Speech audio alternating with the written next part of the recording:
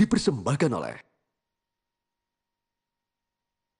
Loh kok sekarang mau tampil di Mata Najwa? Itu karena saya takut dengan dua wanita ini.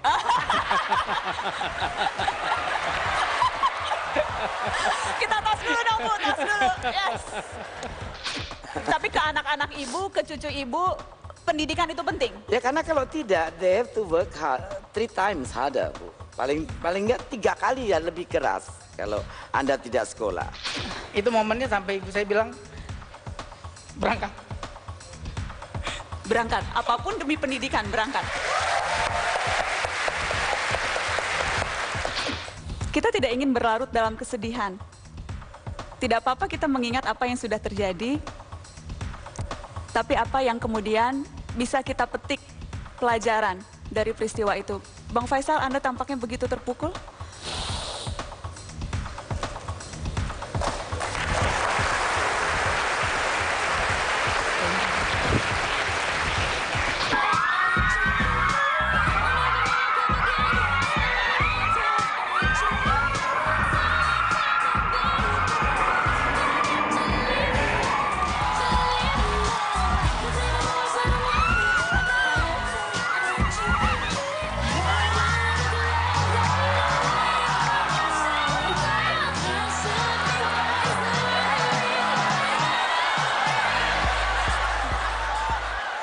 Assalamualaikum, selamat datang di Mata Najwa. Saya Najwa Shihab, tuan rumah Mata Najwa. Di bumi Aceh kita berdiri, bangsa yang kukuh dengan harga diri. Harum ratus bunga pejuang, berjejak kuat di tanah rencong. Rakyat Aceh melewati badai sejarahnya, kini waktunya mengisi makna bekerja. Perjuangan tak boleh sia-sia, rakyat harus merasakan setara dan sejahtera. Kehancuran perang dan mega bencana menjadi awal lahirnya kehidupan bersama. Anak bangsa yang mandiri dan tegas menyambung hidup dengan kerja keras. Inilah Mata Najwa dari Aceh, pesan untuk negeri.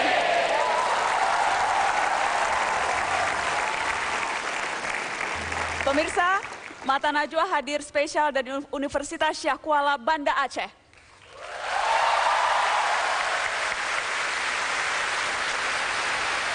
Dan langsung saja kita sambut seorang perempuan yang menjadi buah bibir seantero negeri selama 2 bulan terakhir ini. Menteri Kelautan dan Perikanan, Ibu Susi Pujiastuti.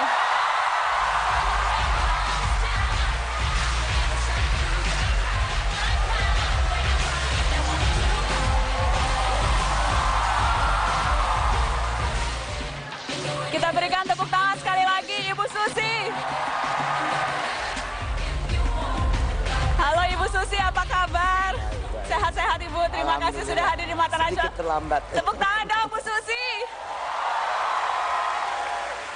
Ramai sekali ya Ibu? Ramai sekali, penuh di dalam dan di luar juga penuh. Luar biasa. Luar biasa ramai.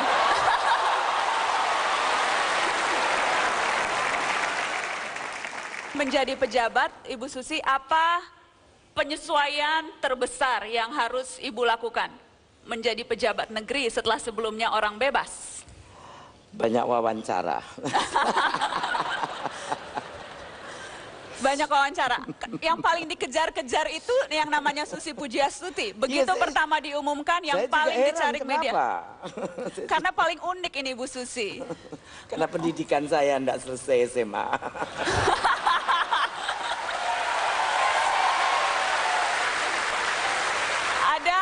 Ada hal-hal unik yang membuat kami para media selalu mengejar-ngejar perempuan yang satu ini. Kita lihat sama-sama yang tayangan yang berikut ini. Susi Pujiastuti, perempuan asal Pangandaran, Jawa Barat ini langsung menyedot perhatian publik begitu diumumkan Presiden Joko Widodo sebagai Menteri Kelautan dan Perikanan. Beragam kritikan datang, dijawab dengan kebijakan yang garang, dari moratorium izin kapal hingga menenggelamkan dan membakar kapal pencuri ikan, demi menyelamatkan ratusan triliun yang dicuri dari perairan Indonesia. Kerja keras menjadi hal yang akrab bagi ibu 3 anak ini. Meski hanya berijazah SMP, Susi membuktikan bahwa keuletan dan kegigihan menjadi kunci kesuksesan bisnis yang ditekuninya dari nol. Tahun 2004, Susi merintis bisnis penerbangan dengan mendatangkan 2 unit pesawat baling-baling bertipe Cessna Grand Caravan. Cessna Susi adalah pesawat pertama yang berhasil mencapai lokasi bencana tsunami Aceh untuk mendistribusikan bantuan bagi korban tsunami di bumi Serambi Mekah. Itu dia tadi cerita tentang menteri setengah gila atau menteri gila. Yang berikut ini. Katanya enggak kok. Enggak gila, karena saya pernah baca ibu ngaku kok saya memang gila dan kata Pak Jokowi tidak apa-apa harus jadi orang gila kalau mau mendobrak di negeri ini. Saya bilang sama Pak Presiden, Bapak sadar nggak kalau orang ini menganggap saya ini setengah gila. Saya pribadi tidak pernah berpikir bahwa saya ini gila, Bu. Dan saya pikir saya tidak merasa gila, saya cuma kerja saja dan berpikir bahwa semua harus selesai. Harus harus jalan, harus it has to make it, harus tanpa kompromi. Harus, ya. Kalau ada tugas harus dikerjakan. Adik-adik karena harus yang saya pikir harus, orang sering berpikir ya saya nekat, saya gila, saya apa gitu. Jadi saya pribadi sih masih tidak merasa gila sebetulnya. Ibu, kita bertanya kepada sejumlah orang, apa satu kata yang terlintas di benak ketika mendengar nama Susi Pujiastuti? Ini kita dengar sama-sama tayangannya. Satu kata untuk Ibu Susi, berani. Beda. Hebat. Dan di mata saya Bu Susi oke. Istimewa. Beliau hebat. Fenomenal itu. Oke. Bu Susi is my idola, okay? Yes. Mbak Susi. Katanya Bu Susi idola saya. Cie. Kalau orang melihat itu, bagaimana Susi pribadi melihat dirinya? Tidak mau dikatakan setengah gila, jadi apa kata yang pas untuk menggambarkan sosok Anda, Ibu? Kata saya. Kata Ibu? Saya orang yang mau semua yang saya pikir harus jalan, ya harus jalan. Apapun it takes, apapun it's need, apapun it costs, ya has to be done gitu, Bu. Jadi penuh determinasi. Baik. Saya very determined, ya. Very determined. Kalau ada goal, kalau ada tujuan, harus dicapai tujuan itu. Harus, ya. Walaupun ada yang tidak suka, jalan terus. Keras kepala. Saya berpikir sesuatu yang benar, ya harus jalan. Saya berpikir seperti itu. Dan sekarang kan kita seperti saya pikir sebetulnya bukan cuma sekarang aja, dari dulu selalu berpikir kalau sesuatu itu baik dan saya mesti selesaikan atau mesti lakukan, ya akan saya lakukan. Dan selalu saya berpikir pada sisi the most of the best. Perfect nggak bisa, sempurna pasti susah. Tapi at least kita sudah analyze, sudah kita pikir, kita endapkan, lalu itu pikir kita baik, ya harus jalan. Harus jalan. Dan intinya saya untuk masyarakat yang paling penting. Yang paling penting untuk masyarakat. Ibu, saya ingin mengajak satu lagi bergabung bersama kami di sini, satu orang yang juga kerap disebut berbeda, lain dari biasanya, yang lahir dari orang dan keluarga yang sangat miskin, sehingga sekarang menjadi orang yang katanya kekayaannya tidak akan habis 7 turunan. Kita sambut Bapak Dahlan Iskan. Gangnam Style. Op, op, op, op, opang Gangnam Style. Gangnam Style. Op, op, op, op. Pak Dahlan, apa kabar? Terima kasih sudah hadir. Tepuk tangan dong, Pak Dahlan Iskan.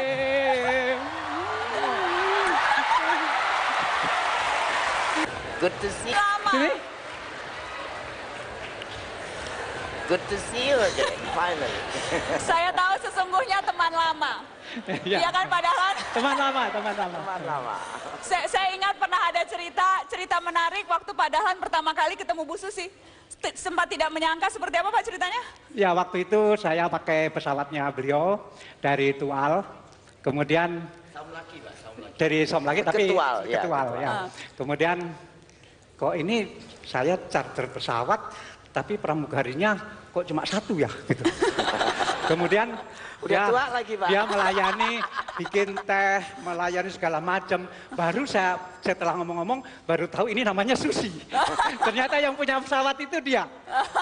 Nah, dari situ saya belajar bahwa orang itu meskipun sudah punya pesawat begitu banyak dan kaya raya, tetapi orang kalau mau sukses tetap harus humble, harus melayani, harus begitu. Ya. Loh kok sekarang mau tampil di Mata Najwa? Itu karena saya takut dengan dua wanita ini.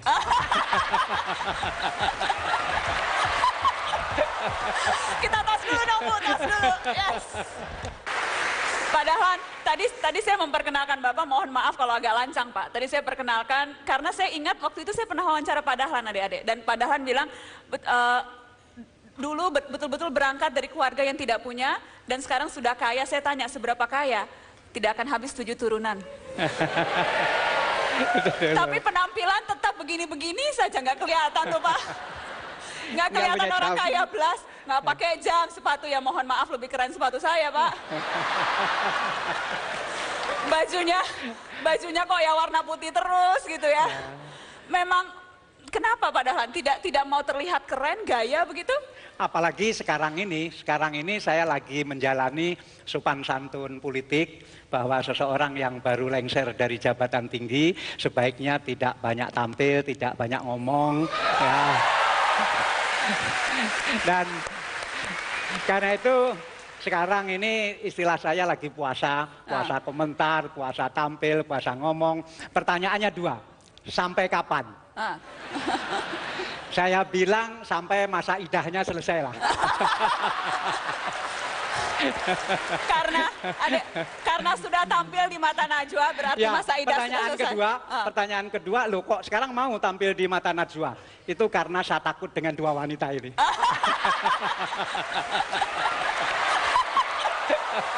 Kita tos dulu dong Bu, tos dulu. Yes.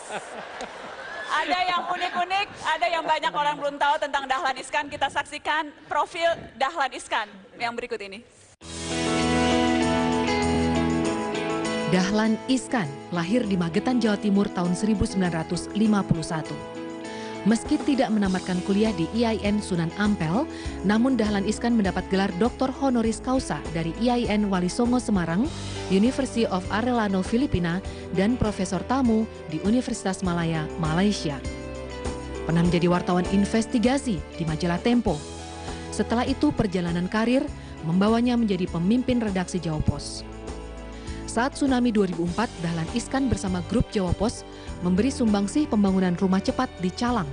Total 1.000 rumah dibangun untuk para korban tsunami. Perjalanan karirnya lumayan beragam. Dahlan Iskan pernah ditunjuk mengomandoi PT Perusahaan Listrik Negara tahun 2009. Di masa itu Dahlan membangun PLTA Takengon yang menjadi investasi terbesar di Aceh pasca tsunami. 2 tahun di PLN, Dahlan diserai amanat menjadi Menteri BUMN pada era Presiden Susilo Bambang Yudhoyono. Dahlan Iskan. Pak Dahlan, saya mau tanya, itu tadi di profil, tim Mata Najwa hanya menemukan lahirnya tahunnya, 1951. Jadi Anda tuh nggak jelas kelahirannya atau gimana Pak? Kok nggak ada tanggal bulan gitu loh Pak? Ya, kalau tanggal 17 Agustus itu pasti saya sendiri yang memilih. Karena keluarga saya tidak ada yang tahu saya lahir tanggal berapa. Sebetulnya tahu tanggal lahir saya ditulis oleh kakak saya di belakang pintu lemari makanan itu. Tetapi ketika ibu saya sakit berkepanjangan, seluruh sawah dijual, kemudian perabot rumah dijual, terakhir lemari makanan itu juga dijual. Jadi tanggal lahir saya ikut terjual itu.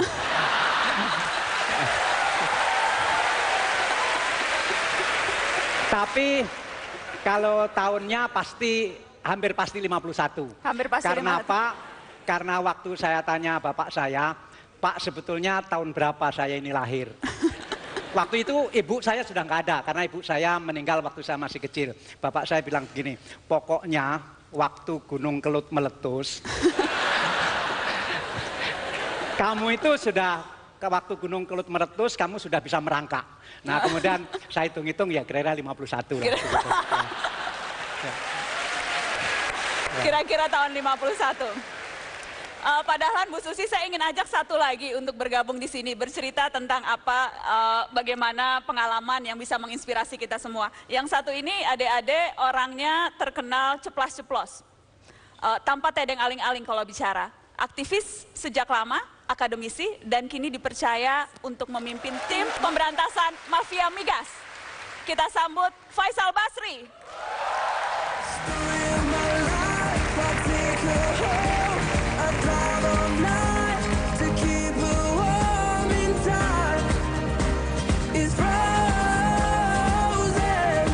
Terima kasih sudah hadir di Mata Najwa, tepuk tangan dong.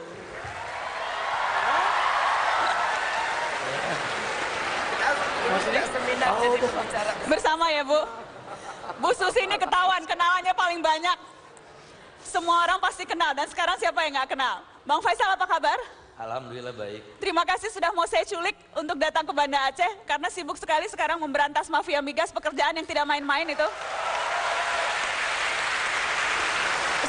Sudah mulai, biasanya kalau kita berurusan dengan mafia itu banyak tekanan. Ancaman-ancaman, sudah ada yang mulai mengancam? Ya ada, tapi ya hidup kan harus seperti itu ya, harus dihadapi. Kalau untuk memberikan gambaran ke adik-adik, seberapa besar sih sesungguhnya kerugian yang kita alami sebagai bangsa kalau kita bicara selama ini apa yang mungkin saja dipermainkan oleh orang-orang yang tidak bertanggung jawab, berapa banyak ruginya?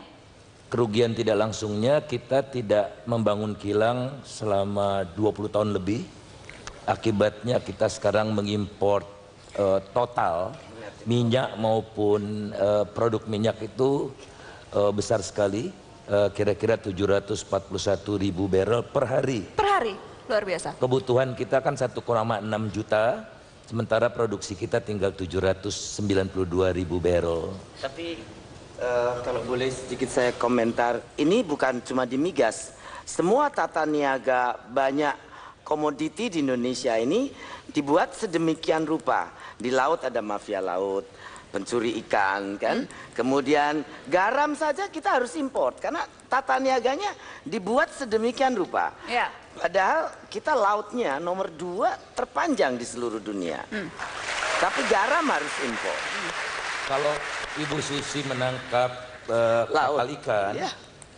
Saya kemarin dengan mata kepala sendiri melihat pergerakan kapal-kapal yang anteng di situ saja, ya, kemudian betul. didatangi kapal yang lebih kecil, ya. Memindahkan kemudian muatan. dipindahkan muatan. Itu kita bisa lihat dengan mata kepala kita sendiri, ya. dan kita juga heran mengapa tidak ada tindakan selama ini. Ya, ya.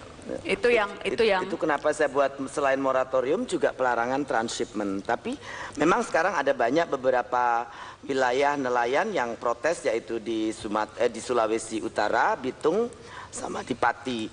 Karena sebagian dari mereka tuh bawa solar ke tengah, bukan cari ikan, tapi bawa solar. Lalu yang di Bitung mereka selama ini transship, jadi hasil pemancingan, hasil tangkapnya dinaikkan ke tremper-tremper Filipina, contohnya seperti. Baik, tadi kita lihat profil Bu Susi, profil Pak Dahlan Iskan. Sekarang kita ingin tahu lebih banyak soal sosok yang dipercaya untuk memerangi mafia. Faisal Basri, berikut ini. Faisal Batubara atau akrab disapa Faisal Basri, lahir di Bandung 6 November 1959. Berasal dari keluarga pas-pasan, Faisal kecil bahkan tak dibekali uang jajan. Faisal muda juga pernah bandel. Ketika SMA dia suka membolos, bahkan nilai rapor banyak merahnya. Meski demikian, Faisal kala itu sudah gemar membaca majalah Prisma yang membuatnya terpincut pada isu-isu ekonomi. Menjadi aktivis sejak kuliah, Faisal betah berlama-lama di kampus untuk menghemat ongkos. Masjid Arif Rahman Hakim di UI Salemba menjadi markasnya. Saat krisis 1997 mengguncang Indonesia, Faisal berorasi dari panggung demi panggung demonstrasi. Bapak 3 anak ini kemudian terpanggil ke politik dan menjadi pendiri Majelis Amanat Rakyat yang menjadi cikal bakal Partai Amanat Nasional. Faisal Basri juga turut memeriahkan pemilihan kepala daerah DKI Jakarta lewat jalur independen pada Pilkada 2012. Kini Faisal Basri ditunggu gebrakannya untuk memberantas mafia migas dengan jabatan yang baru saja diembannya sebagai Ketua Tim Reformasi Tata Kelola Migas.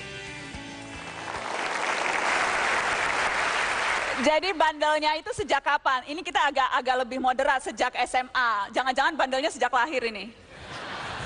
Sejak SD sebetulnya. Oh betul, sejak SD sudah bandel. Tapi tetap tertarik baca majalah Prisma, tetap berusaha mencari tahu. Itu karena apa? Apa dorongannya? Kalau anak-anak sih bandel ya bandel aja.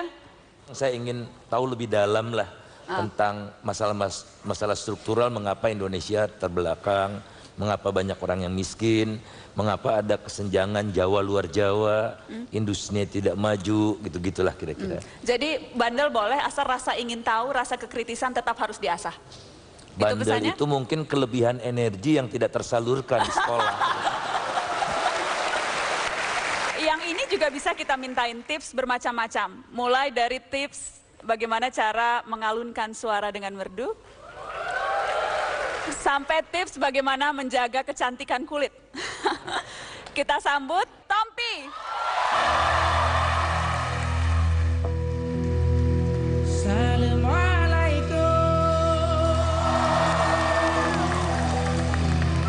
Lon memberi salam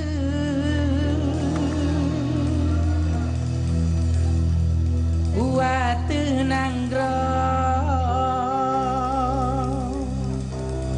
Nangro Aceh yang raya.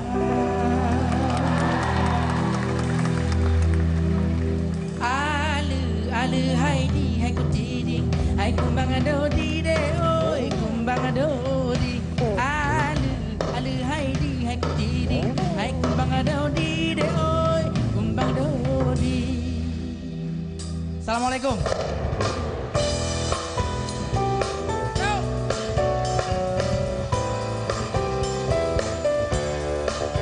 Boleh tepuk tangan untuk tamu-tamu luar biasa kita hari ini.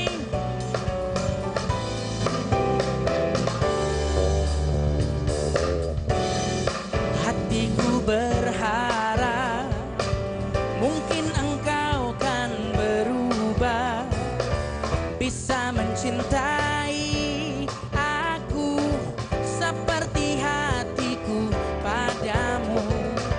Hujan badai kan ku tempuh dan bintang di langit kan ku raih. Bila harus ku merayu untuk cintamu bagiku, cintamu menjadi candu, cintamu telah membuat aku membisu. Cintamu seindah lagu, kau buatku tak bisa berpaling darimu. Come on, sing, yo! Ku tahu itu sayang dari dulu, kau cinta yang hembuskan aku, surga dunia di sepanjang nafasmu adalah belahan jiwa. Ku cinta kamu sedari dulu dan aku tak berpaling darimu.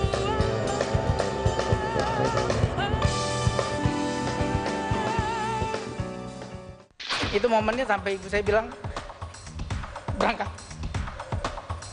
Berangkat, apapun demi pendidikan, berangkat.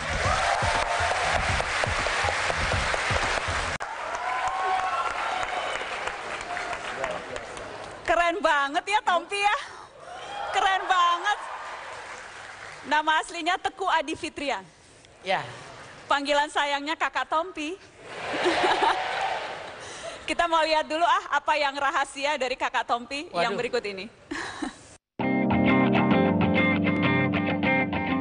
Tengku Adi Fitrian, lebih terkenal dengan sapaan Tompi. Putra asli Aceh, lahir di Lok Sumawe 22 September 36 tahun silam. Pertama kali ke Jakarta sewaktu SMP, saat itu ia takjub dan bertepuk tangan melihat deretan gedung pencakar langit di Jakarta.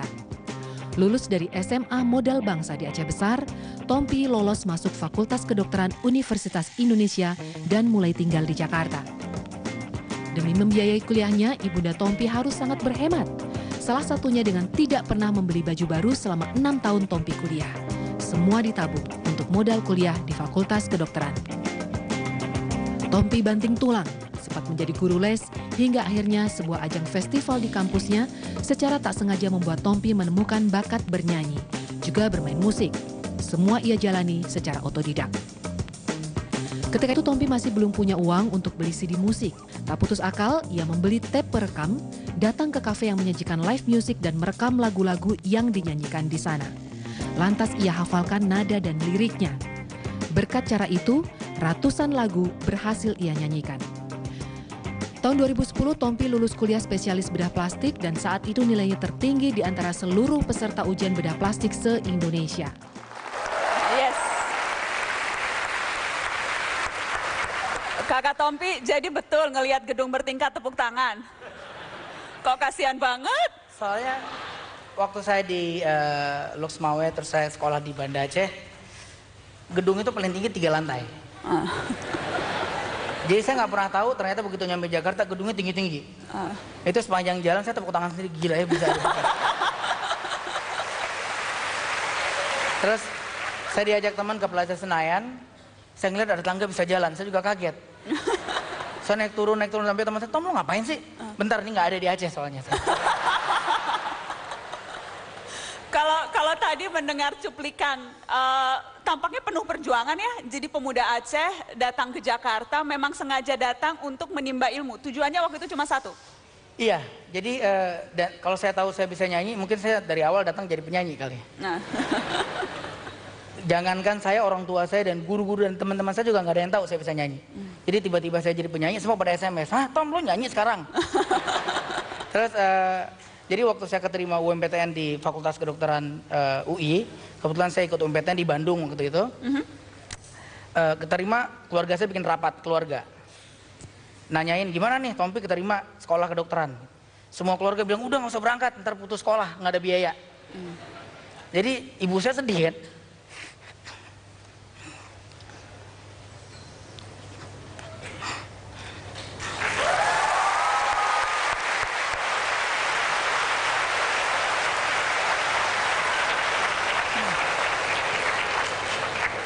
Ya gitu deh.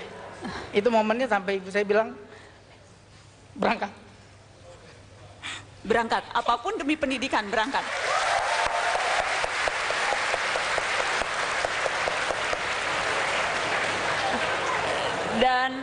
Dan yang selama 6 tahun tidak pernah beli baju, tidak pernah jajan, semua uang dikirim dari kampung untuk Tompi supaya bisa jadi dokter.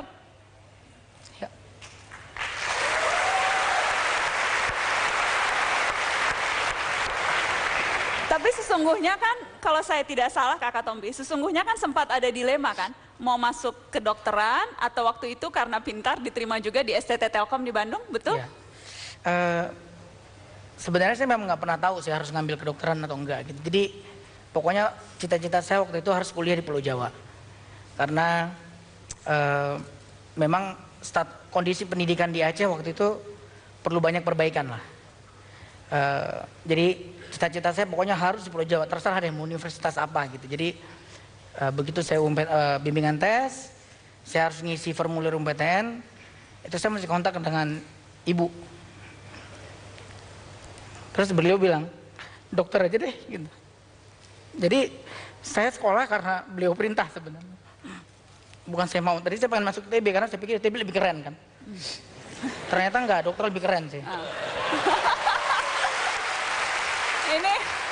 Ini ada foto-foto SMA. Ini SMA di mana waktu itu Kakak Tompi? Ini SMA paling susah di Banda Aceh nih. Susah masuk ya. Hah? Susah ini SMA masuk modal bangsa. SMA modal? Ya waktu itu ada proyek pemerintah. Modal bangsa. Ya, Oke. proyek pemerintah untuk mengumpulkan anak-anak yang ikut tes dan keterima. Jadi ceritanya niru. Itu Kakak Tompi yang mana? Coba ngaku dulu Kak. Saya aja nggak tahu saya yang mana. Coba yang mana sih, aku penasaran. Lihat aja yang paling susah itulah dia. Kayaknya yang keriting-keriting itu ya? Iya kali nggak tahu. Yang keriting depan. Pokoknya dulu saya belum cakep kayak sekarang lah.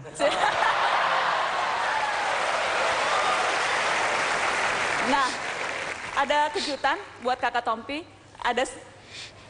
Ada sahabat Kakak Tompi, kita hadirkan khusus di Mata Najwa on stage. Ada Tengku Fauzan, sahabat Kakak Tompi di mana? Kak Fauzan, boleh berpelukan dengan, jangan dengan saya, dengan Kak Tompi. Udah langsung mau gini. Apa itu? Ini spesial saya bawa baju angkatan kami di Modal Bangsa. Ya.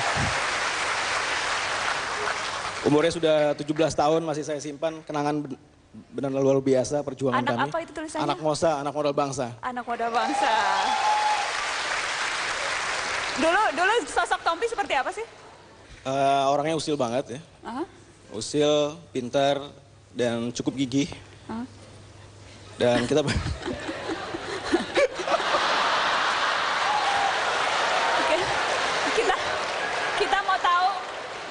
Kita mau tahu kisah perjuangannya seperti apa? Ya, kebetulan kami lulus dengan nilai yang sangat fantastis waktu itu. Satu sekolah, alhamdulillah berkat doa-doa semua pihak di Aceh. Dan kita pikir waktu itu kita udah hebat banget nih. Lalu kita berinisiatif, kayaknya kita harus taklukkan Pulau Jawa ya. Terus Kak Tompi mungkin bisa menyusul, ketika itu datang dengan pikiran, wah ini kita pasti di Aceh keren, di Jawa pasti keren juga. Iya, jadi kan dulu kan ada tryout. Setiap tryout di Aceh ya dapatlah 5 besar gitu. Jadi kita berangkat dengan pede, ntar pasti lulus nih UMPTN. Luar biasa. Aduh, selama ini yang kita anggap kita jagoan Aceh nggak ada apa-apanya di sana kita. Jadi itu yang membuat kita semua bersepuluh akhirnya mungkin bisa dihitung lah tidurnya mungkin sekitar 3 jam 4 jam gitu. Itu juga pura-pura tidur, ngeliat teman tidur kita senang, terus kita belajar gitu. Oh dia tidur. Gitu. Terima kasih Kak Tukul Fauzan sudah memberikan kejutan. Cerita soal kerja keras, saya tahu Bu Susi juga memulai betul-betul usaha dari bawah. Menjadi pengumpul ikan Ibu. Ya. Waktu itu yang saya baca, tolong koreksi saya kalau salah dan ceritakan yang benar. Ibu naik sepeda ontel, jalan, kemudian keliling jualan ikan? Naik Vespa. Naik Vespa? Ya, Vespa tahun 68. Tolong Ibu. Jualan bed cover awal. Jualan bed cover keliling Pangandaran, kemudian habis itu beliin cengkeh, banyak di sekitar Pangandaran, jual ke Banjarsari, kemudian mulai kerja ikan.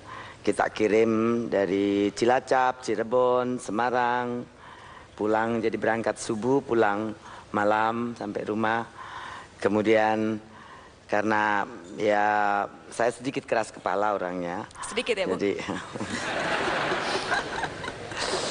Jadi tidak bisa kerja sama orang gitu. Jadi akhirnya saya putusin, suami saya di Pangandaran, saya kerja sendiri di Cirebon. Setiap hari pakai sepeda motor dari pagi sekali itu? Dari Cirebon, kalau musim udang malam kerja, pagi tidur. Jadi berangkat jam 3 sore, mulai dari Cirebon berangkat sampai ke Jakarta, berhenti di Losarang, Pamanukan, kemudian Cikampek, ambil kodok sama udang, sudah di packing, paha kodok. Nah, pukulin es sendiri, packing sendiri. Semuanya Ibu lakukan sendiri? Ya, karena cuma sama-sama supir saja. So, harus sendiri. Luar biasa, kasih tepuk tangan dong Bu Susi. Kita ada kenang-kenangan khusus di Mata Najwa on stage Junsia.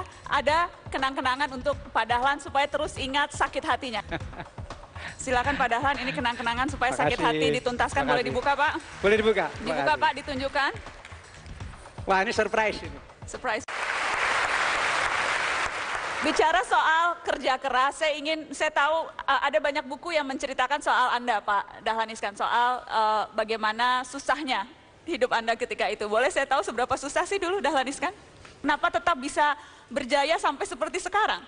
Saya kira salah satunya adalah ada unsur sakit hati. Saya kira sakit hati itu penting dalam memperoleh kemajuan. Jadi jangan abaikan sakit hati. Apakah sakit hati kepada kakak, apakah sakit hati kepada saudara, apakah sakit hati kepada kelompok lain, apakah sakit hati kepada apapun. Saya kira itu faktor penting juga untuk meroleh kemajuan. Dan karena dari situ akan muncul persaingan. Nah, tentu saya sakit hati kepada beberapa pihak. Salah satunya adalah ketika saya mulai mengelola Jawa Pos itu miskin sekali, koran yang sangat kecil dan orang tidak tahu di mana alamatnya. Kemudian orang mengatakan, oh itu ya Pak ya, yang di depan Bang Karman itu ya, begitu. Sehingga Bang Karman kan nggak pernah ada yang dengar kan? Bayangkan Bang Karman tidak terdengar namanya pun orang masih tahu. Dan Jawa Pos tidak tahu, sehingga orang harus bilang, oh itu alamatnya di depan Bang Karman. Berarti Bang Karman yang tidak terkenal itu masih lebih terkenal dari Jawa Pos. Jadi itu sakit hati Anda? Sakit hati, dan saya pengen, nanti saya pengen orang ganti bertanya di mana Bang Karman, di depannya Jawa Pos. Gitu. Tapi akhirnya dendam itu tidak kesampaian, karena ketika Jawa Pos sudah mulai maju, Bang Karman itu mati. Jadi dendamnya tidak kesampaian. Tapi kita ada kenang-kenangan khusus di Mata Najwa on Stage Junsia, ada kenang-kenangan untuk Pak Dahlan supaya terus ingat sakit hatinya. Nah ini dia. Silakan Pak Dahlan, ini kenang-kenangan supaya sakit hati dituntaskan. Boleh dibuka Pak? Boleh dibuka. Dibuka Pak, ditunjukkan. Wah ini surprise ini. Surprise Pak. Oh. Nah ini Pak. Pak Dahlan lihat Pak. Jadi ini PT Bang Karman. Ya. Pak Dahlan memompa Jawa Pos begitu besar sehingga PT Bang Karmannya jadi lebih kecil Pak sekarang. Untuk Pak Dahlan Iskan. Kerja keras, jadi sakit hati menjadi kunci. Kalau kunci Faisal Basri apa? Apakah harus sakit hati, harus punya tujuan tertentu, harus ngotot makanya berhasil? Itu kuncinya? Ya kalau saya dulu cita-citanya ingin jadi diplomat. Karena kakek saya diplomat, om-om saya banyak diplomat gitu. Enak sekali keluar negeri, bajunya necis-necis. Dan saya hampir tidak pernah beli baju, karena baju itu turunan dari om-om saya yang kalau diplomat kan bajunya keren-keren, lusuh sedikit. Nah, saya lah yang memakainya. Jadi saya dulu kurus, tapi pakai baju kedombrang karena om saya besar. Gitu ya. Tapi akhirnya hidup kan beda ya, realitasnya beda. Yang tidak direncanakan justru yang menjadi menjadi kenyataan hidup saya sekarang. Dan itu saya syukuri. Bicara soal tadi kerja keras, dan saya tahu semuanya mementingkan pendidikan. Ibu Susi tadi Ibu di awal bilang menjadi kontroversi karena jadi menteri tetapi hanya bermodalkan ijazah SMP. Iya. Tapi setiap kali saya dengar Ibu bicara, yang Ibu tekankan selalu soal pendidikan, jadi tampak seperti ada kontradiksi. Tidak tamat SMA tetapi minta orang pendidikan setinggi mungkin. Saya percaya pendidikan sekolah itu baik, Bu. Bahwa saya memutuskan untuk keluar waktu itu adalah lebih karena saya berpikir saya yang tidak suitable for the school. Tapi untuk adik-adik saya rasa itu adalah hal yang baik, karena saya mau tanya, kalau saya ngelamar ke Metro TV dengan ijazah saya SMP, jadi apa di Metro TV? Nggak jadi apa-apa, Bu. Nah, at least SMA kan? Ya, at least SMA. Jadi memang sekolah harus, mau tidak mau. Kalau tidak ya, Anda harus bekerja seperti saya misalnya. Contoh, naik truk tiap hari, mukulin es, bikin kue, semua. Ibu harus saya kerja through keras. many things, ya. Dan berani. Nah, persoalannya kadang-kadang kan di kultur norma kita itu kan tidak semua bisa. Nah, kalau tidak kan repot. Nah, saya pikir sekolah baik dan pendidikan di rumah juga sangat baik. Hanya saya memang waktu itu bapak orang tua banyak memberi saya buku-buku untuk dibaca, dan saya boleh baca buku apa saja. Jadi saya waktu dulu muda tertarik sama filosofi, sama sedikit politik, bikin kaos golput segala tahun 82, Pak. Ada yang bilang karena itu Ibu dikeluarkan dari sekolah karena ikut golput, bukan? Enggak. Karena keinginan sendiri waktu itu. Saya dipanggil sama Laksus ke Ciamis waktu oh ya? itu. Naikkan truk terbuka ke Tasik, ke Ciamis ya. Diinterogasi kenapa muda mimpi mau merubah dunia kan. Dan sekarang sudah kok merubah dunia. Setidaknya berusaha merubah Indonesia. Jadi Ibu mau katakan, tapi ke anak-anak Ibu, ke cucu Ibu, pendidikan itu penting? Ya karena kalau tidak, they have to work hard, 3 times harder, Bu. Paling enggak 3 kali ya lebih keras. kalau Anda tidak sekolah. Aku aja nggak lulus SMA bisa jadi menteri. Kalian mahasiswa, skripsi nggak kelar-kelar. Saya minta komentar Pak Dahlan, kalau kita bicara pendidikan, dan Anda sependapat dengan Bu Susi, kalau tidak ada punya pendidikan harus berjuang jauh lebih keras? Iya, saya kira betul. Saya setuju bahwa orang harus punya pendidikan tinggi, karena itu tadi konsekuensinya persaingan ini semakin berat, sehingga siapa sekarang orang mau kerja, Bu Susi tadi sampaikan 3 kali lebih berat. Misalnya mulai kerja jam 7 pagi, nanti baru pulang jam 1 malam, jam 2 malam, tiap hari, tidak ada Sabtu, tidak ada Minggu. Itu gaya kerja Dahlan Iskan itu? Ya, itu kan. Pak Dahlan, Anda sempat katakan ada 3 hal yang akan paling penting, yang menurut Anda yang akan bisa mengubah Indonesia? Di mana-mana saya kampanye bahwa untuk bisa maju, termasuk negara, itu hanya bisa dilakukan oleh 3. 1 anak muda, 2 wanita, yang muda juga, ketiga yang melek teknologi. Ya. Karena sudah dikasih wejangan, jadi pasti tambah semangat untuk nanyanya. Siapa yang mau tanya? Semuanya mau tanya? Oke. Saya mau ke atas dulu dong. Yang di atas. Yang berjilbab putih. Assalamualaikum warahmatullahi wabarakatuh. Waalaikumsalam. Nama saya Rizka Hikmah dari Fakultas Teknik jurusan Geofisika. Kepada Ibu Susi Ejah, apa tanggapan Ibu terhadap ocehan-ocehan orang-orang? Lah, dia nggak lulus SMA pun udah jadi menteri gitu. Itu aja mungkin, terima kasih. Assalamualaikum warahmatullahi wabarakatuh. Waalaikumsalam. Oke, kita tampung dulu ya Ibu. Siapa yang... Ya, yang baju coklat. Ya, Bang. Saya Reza Muhammad Fahri dari Fakultas Hukum Unsyah. Pertanyaannya kepada Pak Dahlan Iskan. Terima kasih Pak, saya masih shock nih berhadapan dengan Bapak. Masih shock kenapa dek?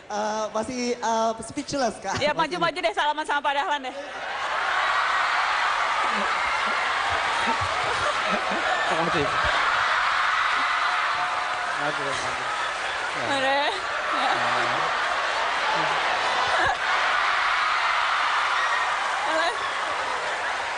Ya Allah, mau nangis. Serius, shock banget. Iya, oke. Ke Pak Dahlan. Apa motivasi Bapak ketika Bapak kurang biaya? Biasa kalau orang yang kurang biaya, alah nggak ada uang, nggak ada ini, menyusahkan orang tua, nggak mau belajar. Tetapi Bapak di keadaan seperti itu, Bapak masih tetap semangat untuk mengejar sampai sekarang Bapak telah menjadi... Oke, kasih tepuk tangan dong. Terima kasih adek. Terima kasih. Ya, Pak Dahlan, apa yang memotivasi Bapak? Ya, sebetulnya itu tidak sama. Ketika masih kecil, beda lagi motivasinya. Ketika mau mulai usaha, beda lagi. Ketika usahanya sudah agak besar, beda lagi. Ketika usahanya sudah mulai besar sekali, beda lagi. Ketika ke PLN, beda lagi. Dan seterusnya. Itu terus berkembang. Motivasi itu berubah-berubah. Itu tidak apa-apa. Karena yang motivasi yang utama sebetulnya lebih banyak kepepet. Karena kepepet. Ya. Jadi sering-seringlah Anda kepepet itu terpojok. Jadi sering-seringlah Anda dalam posisi terpojok. Kalau tidak ada yang memojokkan Anda, maka Anda memojokkan diri sendiri saja. Terima kasih. Ibu Susi, ada banyak pertanyaan untuk Ibu. Ya, tadi yang pertama apa komentar saya atau apa perasaan saya tentang komentar orang tentang pendidikan saya. Saya selalu ditanya juga tentang urusan gender misalnya. Ibu merasa nggak kalau di dunia usaha itu perempuan dan laki-laki berbeda? Saya dari dulu tuh nggak pernah punya pikiran tuh Bu. Apakah saya perempuan, laki-laki ini kerjaan laki, ini kerjaan perempuan. Sama juga setelah saya putuskan keluar dari sekolah, saya tidak merasa bahwa saya harus inferior karena saya tidak selesaikan SMA saya gitu Bu. Jadi ya biasa aja. Pada saat saya dijadikan menteri, saya kan juga tanya sama Pak Presiden. Saya bilang, Bapak tahu kalau saya SMA pun tidak selesai. Ya, beliau tidak apa-apa. So kalau presiden aja nggak apa-apa, terus kenapa saya mesti peduli kan? Yes.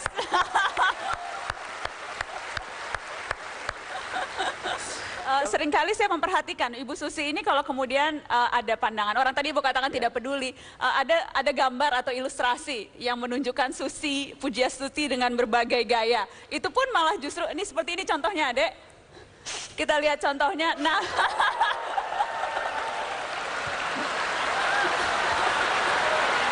ini adik-adik tahu nggak? Kalau pejabat lain mungkin agak malu-malu. Bu Susi dibikin baliho, dipajang di kantor. kemudian di apa namanya? Thinking it's good idea. Kan saya lihat ada dikasih lihat sama sekretaris. Bu, lihat nggak ini di Twitter orang-orang bikin ini? Ya, that's good idea. Why don't you put it there? Dan ada beberapa yang lain lagi. Khusus untuk Bu Susi kita sudah bikin beberapa gambar yang lain lagi. Boleh kita, nah ini dia untuk Bu Susi satu-satu kita lihat. Ini yang tadi, ini sudah dipajang di kantor DKP ya Bu.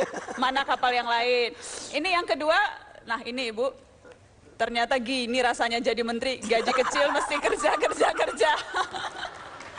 Ada yang satu lagi, nah ini cocok untuk Bu Susi. Laut kita luas tapi ikan yang masuk cuma segini, ini gila.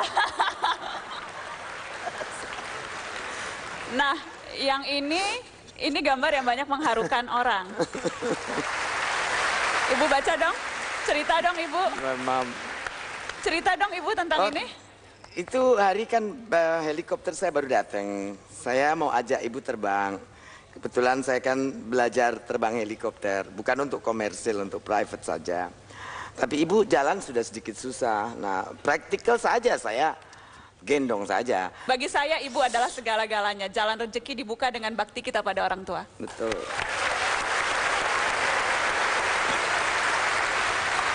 Ini yang terakhir. Aku aja nggak lulus SMA bisa jadi menteri. Kalian mahasiswa, skripsi nggak kelar-kelar.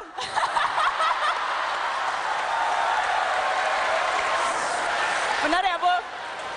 Ya, saya nggak kelar-kelar skripsinya Bu. Saya selalu bilang, Anda kan mahasiswa, selesai dosen, semua profesor, doktor. Masa enggak bisa bekerja lebih daripada saya? Malu kan? Malu kalau kalah sama yang SMA aja enggak lulus Pak Dahlan. Ya, nah. Siapa yang skripsinya belum kelar angkat tangan? Kita tidak ingin berlarut dalam kesedihan. Tidak apa-apa kita mengingat apa yang sudah terjadi. Tapi apa yang kemudian bisa kita petik pelajaran dari peristiwa itu. Bang Faisal, Anda tampaknya begitu terpukul.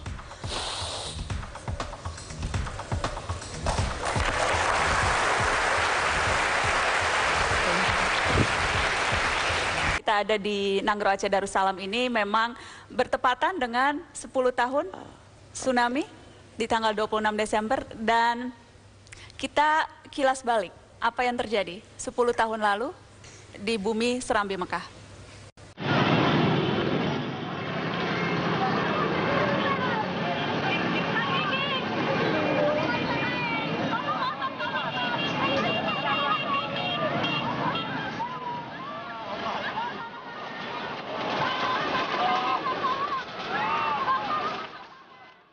Pagi itu, 1 dekade lalu.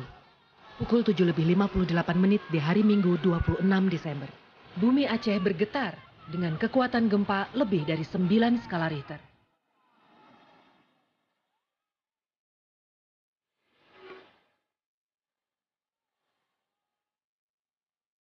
Hampir 10 menit, durasi terlama sepanjang sejarah seismologi di planet ini. Seketika air laut surut. Namun tak lama gelombang tsunami setinggi puluhan meter menggulung daratan. Tsunami serta-merta meluluh lantakan daratan Aceh. Guncangan juga dirasakan di pantai barat semenanjung Malaysia, Thailand, pantai timur India, Sri Lanka hingga pantai timur Afrika. Saya meminta supaya moralitas saudara-saudara yang berperan di sana, di front terdepan, membawa nama Media Group, dan memberikan dukungan sepenuhnya atas harapan dan kepercayaan masyarakat kepada media. Mbak Metro, kami ngelihat ada anak saya di pengungsian. Waktu itu tayang di Headline News jam 7. Anak saya itu pakai bajunya cuma pakai kaos, lagi menangis. Di mana Mbak itu anak saya? Di mana saya bisa menemukan anak saya? Itu pokoknya yang ada di Metro TV.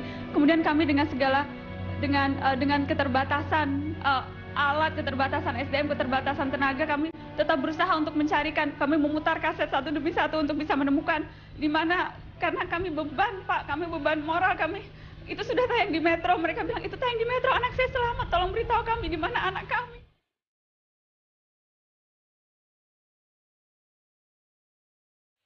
Kita lihat di pinggir-pinggir kota juga puing-puing, sampah masih banyak sekali reruntuhan bercampur dengan jenazah-jenazah yang sampai saat ini masih belum bisa dievakuasi. Tadi dikatakan salah satu kesulitan terbesar, paling besar saat ini Mutia adalah tidak adanya truk-truk pengangkut yang dapat mengevakuasi baik itu mayat, baik itu korban luka yang masih hidup untuk dibawa ke Medan, ataupun mengevakuasi para pengungsi. Ratusan ribu orang tewas, jutaan orang kehilangan kerabat, harta benda, dan seolah hilang asa. Tidak saja di Serambi Mekah, seluruh warga dunia berduka.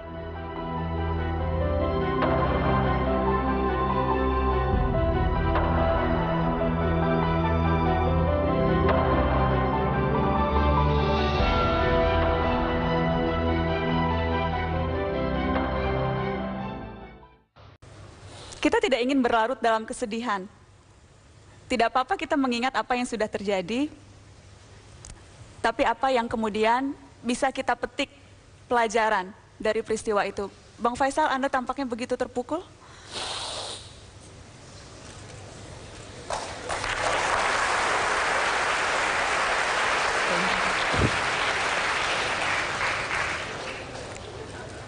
Anda ketika itu juga datang ke Aceh? Ya, saya kebetulan koordinator kemanusiaan untuk Aceh bersama-sama dengan Kang Teten, dan saya diajak Pak SBY untuk datang ke sini. Saya katakan pada Pak SBY saya tidak sanggup, biarlah Mas Imam Prasojo saja yang banyak lincah dan punya program, biar saya di Jakarta untuk membantu kawan-kawan. Dan salah satu yang kita coba bantu adalah komunikasi, karena komunikasi hancur semua. Kita coba bersama dengan kawan-kawan membangun beberapa stasiun radio. Luar biasa respons dari kawan-kawan semua. Ke depan Aceh adalah daerah yang paling aman untuk 100 tahun ke depan di Indonesia. Mungkin ada provinsi lain, dan saatnya Aceh bangkit, industri masuk ke sini, kegiatan bisnis masuk ke sini, karena Aceh memiliki advantage yang tidak dimiliki oleh provinsi-provinsi lain, karena siklus sumber daya manusianya luar biasa. Topsoil tanah Aceh itu bikin ngiler para pengusaha semua, khususnya di perkebunan.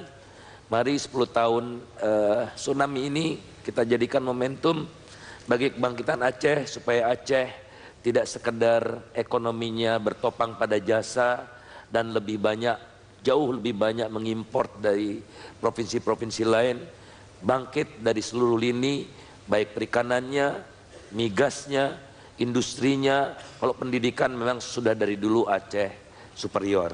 Terima kasih. Bang Faisal Basri. Ibu Susi? Pesawat baru 1 bulan, tsunami di Aceh terjadi. Bupati Simelu telepon selalu sebelum itu. Kemudian Pak Teten Mas Duki kasih SMS, katanya Banda Aceh seperti killing field.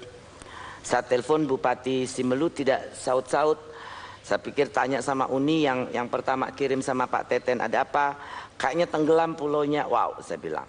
Jadi akhirnya terpikir saya untuk kirim, cuma kita berantem dulu sama asuransi. Karena asuransi exclude Aceh sebagai wilayah operasi pesawat. Karena Aceh waktu itu masih dianggap war zone, konflik. Akhirnya dua-duanya saya berangkatkan, saya berangkat. Sampai di Medan juga diam dulu sampai dapat izin. Akhirnya tanggal 29 kita take off ke Melaboh. Ya, landing pertama kali.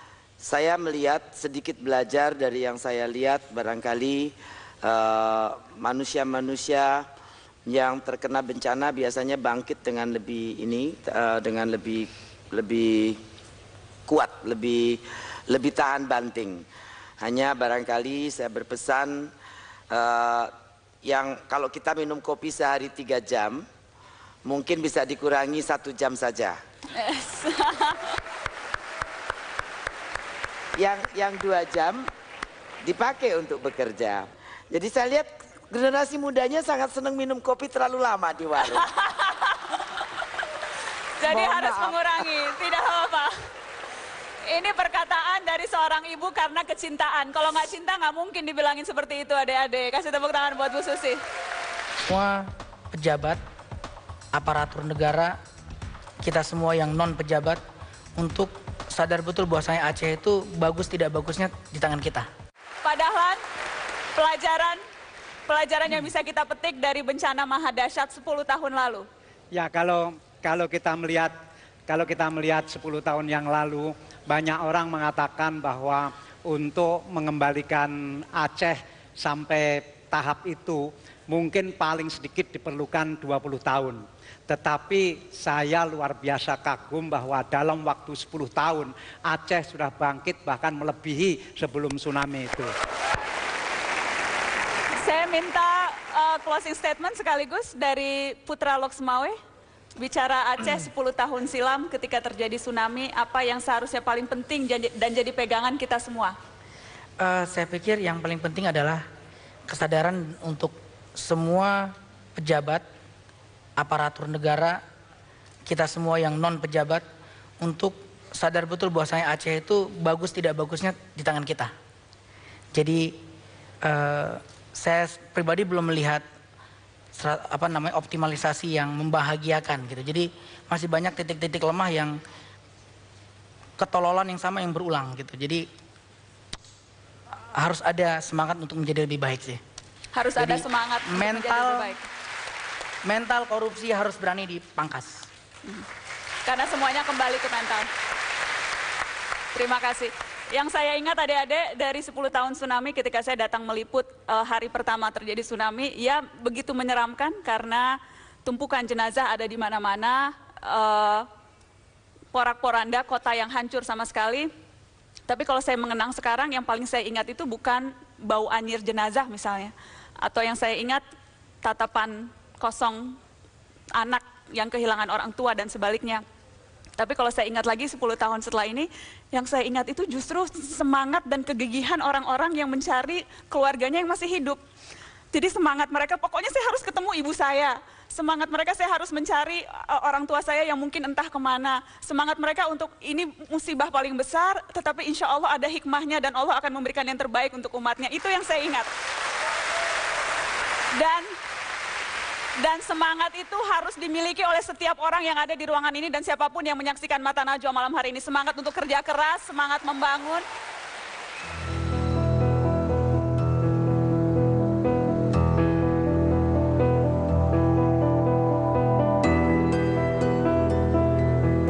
Sesudah mengangkat senjata puluhan tahun lamanya, mari kita mengelola Aceh dengan bijaksana.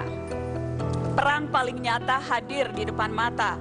Membangun Aceh sejahtera dengan bersama-sama. Aceh menjadi contoh terdepan anak bangsa yang tak ragu menatap masa depan.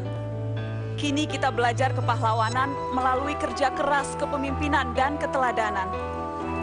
Setiap kita bisa mengambil pelajaran, pembangunan membutuhkan kedamaian dan keadilan.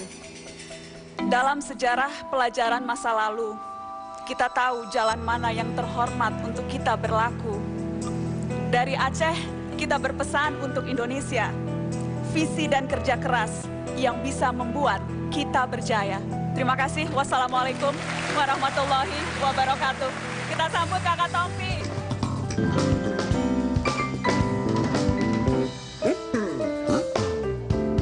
Segenap hatiku selalu memujamu.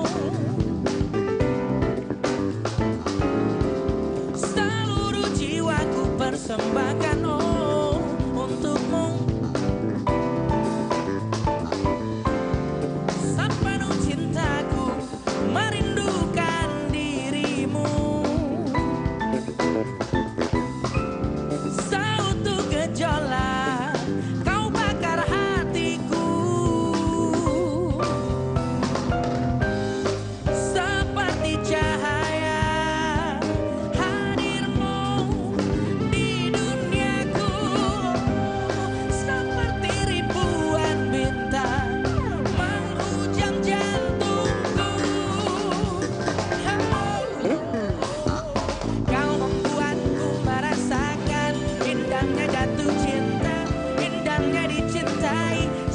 kau jadi milikku.